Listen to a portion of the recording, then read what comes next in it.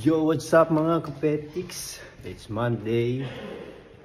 So tayo ay magbubukas muna ng armadyo. Dahil may nakaiwan daw dito ng alahas.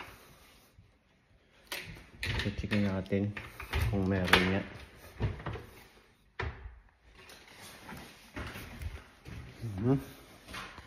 Ito nga mga petiks at nakita na natin yung naiwang singsing at relo sa number 224. Ito. Para malaman niya. Ayan, ang naiwan niya. Isang singsing at isang relo. So, kailangan natin ibalik to. Hindi pwedeng hindi.